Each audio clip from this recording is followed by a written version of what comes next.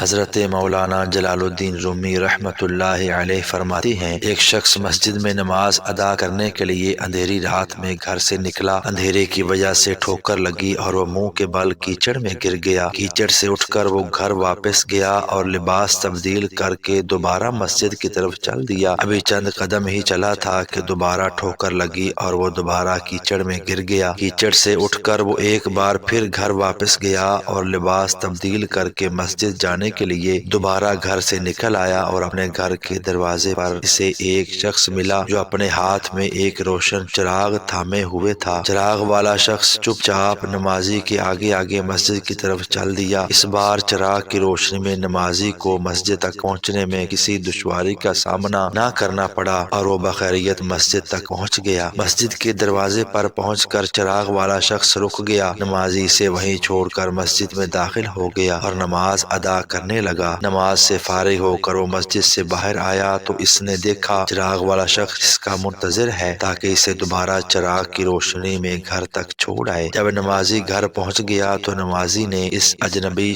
سے پوچھا، آپ کون ہیں؟ اجنبی شخص بولا، سچ بتاؤں تو میں ابلیس ہوں۔ جب اس نمازی شخص نے ابلیس کا نام سنا تو نمازی شخص کی حیرت کی انتہا نہ رہی۔ اس نے ابلیس سے پوچھا کہ تجھے میری نماز رہ جانے پر خوش ہونا چاہیے تھا، پھر تو چراغ کی روشنی میں مجھے مسجد تک کیوں لایا؟ ابلیس نے جواب دیا، جب تجھے پہلی ٹھوکر لگی تو اللہ تعالیٰ نے تیری عمر بھر کے گناہ معاف فرما دیے۔ جب دوسری ٹھوکر لگی تو تیرے سارے خاندان کو بخش دیا۔ مجھے فکر ہوئی کہ اگر تو ٹھوکر کھا کر گرا تو کہیں اللہ تعالیٰ تیرے سارے گاؤں کی مغفرت نہ فرما دے، اس لیے چراغ لے کر آیا ہوں کہ اب تو بغیر گرے ہوئے مسجد تک پہنچ جائے۔ ایسی اچھی اور سبق آموز ویڈیوز دیکھنے کے لیے چینل کو سبسکرائب ضرور کیجیے گا۔ اللہ حافظ۔